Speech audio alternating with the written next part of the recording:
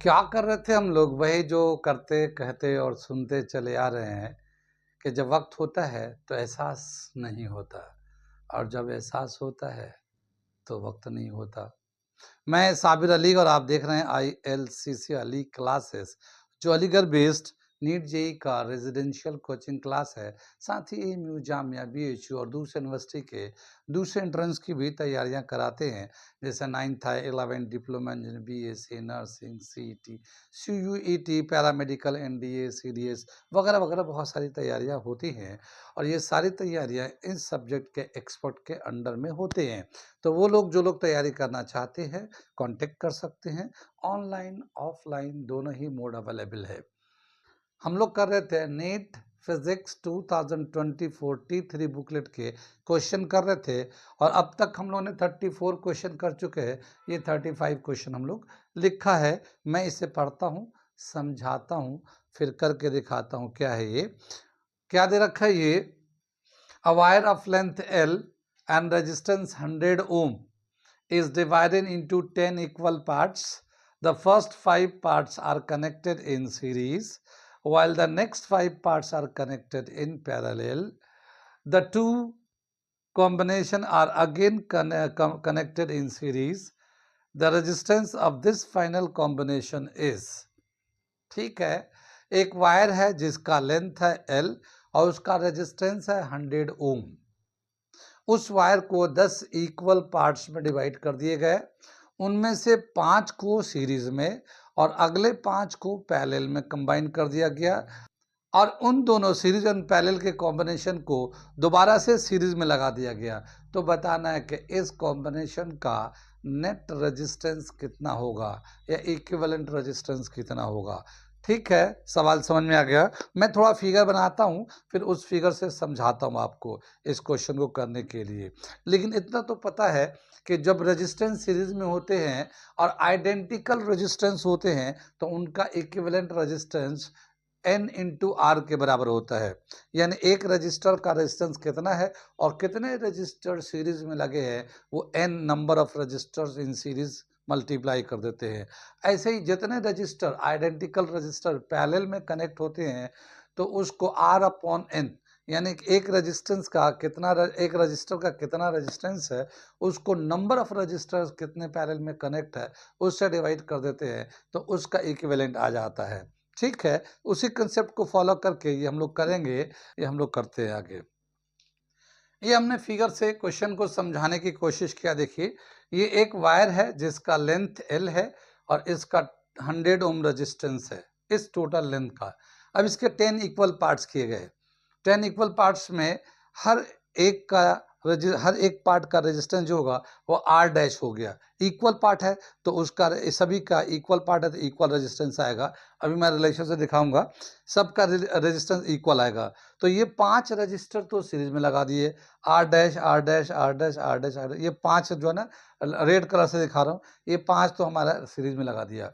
और ये जो 5 जो है ना पैरेलल में लगा दिए रेड वाले, R dash R dash R dash, ये पैरेलल में लगा दिए। अब इस पूरे कॉम्बिनेशन का इक्विवेलेंट रेजिस्टेंस ये ग्रीन से दे रखा हूँ, इसका इक्विवेलेंट रेजिस्टेंस कितना होगा ये बताना हमें। ये फिगर में हमने दिखाया इस सवाल को कि एक वायर है जिसका लेंथ है L और इसका 100 ओम का रेजिस्टेंस है। इसको 10 इक्वल पार्ट्स में डिवाइड किया, 5 को सीरीज में, 5 को पैरेलल में और फिर दोबारा से उसको सीरीज में कनेक्ट कर दिया, तो इसका इक्विवेलेंट रेजिस्टेंस कितना होगा। ठीक है, इतनी बात समझ में आई। ये फिगर दिख रहा है, समझ में आ रहा है। आगे हम लोग यहाँ पे सोल्यूशन करते हैं इसको। यहाँ पे जो रेजिस्टेंस होता है R is equal to rho L upon A, ये एक हमारा रेजिस्टेंस का फॉर्मूला है। कोई भी वायर है उसका रेजिस्टेंस किन किन पैरामीटर पर डिपेंड करता है। तो रो होता है रेजिस्टिविटी, L होता है लेंथ ऑफ द वायर और A होता है area of cross section of wire.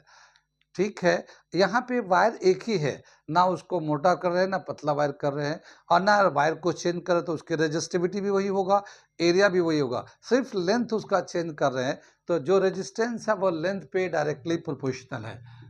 Resistance जो है ना लेंथ पे डायरेक्टली प्रोपोर्शनल है। अगर लेंथ को बड़ा कर दें तो रेजिस्टेंस बढ़ जाएगा, लेंथ को अगर छोटा कर देंगे तो रेजिस्टेंस घट जाएगा। अब यहाँ पे लेंथ को हम लोग 10 इक्वल पार्ट्स में डिवाइड कर देते हैं। तो अब जो नया रेजिस्टेंस होगा इसका लेंथ तो कम कर दे रहे हैं ना, तो लेंथ कम करे तो रेजिस्टेंस भी कम हो जाएगा। तो इसको जो नया रेजिस्टेंस होगा वो, अगर हम लोग लेंथ के हिसाब से देखते हैं तो इसका जो है L dash is equal to L upon N आ जाएगा। ठीक है, नया जो लेंथ होगा अगर इक्वल पार्ट में कर दो, टोटल लेंथ को N से डिवाइड कर दो। ठीक है, यानी अगर ये L था तो ये हमारा 10 से डिवाइड कर दो, तो L डैश जो होगा वो इक्वल लेंथ का आ जाएगा और उसका रेजिस्टेंस भी इसी तरह से हो जाएगा। अब जो नया रेजिस्टेंस होगा वो भी 1/10 हो जाएगा। तो रेजिस्टेंस कैसे निकालेंगे इसका, R dash is equal to L dash. ठीक है, और L डैश के बराबर होगा, यानी कि इसके डायरेक्टली प्रोपोर्शनल है, तो यहाँ पे L अपॉन 10 होगा और ये टोटल लेंथ का रेजिस्टेंस जो है ना 100 ओम है, तो 100 अपॉन 10 हो जाएगा। तो ये जो है हमारा 10 ओम का रजिस्टर आ जाएगा। तो ये R डैश जो है वो 10 ओम का आ जाएगा, यानी सभी का रेजिस्टेंस 10 ओम का है ये। अब यहाँ पे 5 रजिस्टर्स तो सीरीज में है, तो ये इसका equivalent 5 registers, 5 registers are connected in series। तो R इन सीरीज कितना हो जाएगा, 5R डैश, 5 है ना, तो N का जगह पे 5 ले लिया, तो R dash equal to N R dash. R in series का, R इन सीरीज होगा N R डैश, यहाँ पे N जो है 5 है और R डैश का वैल्यू है 10, तो ये 50 ओम आ गया ये। तो इसका सीरीज का जो वैल्यू आएगा इसका 50 ओम आ जाएगा। अब ये जो 5 R पैरेलल है, तो R पैरेलल का ले लेते हैं हम लोग,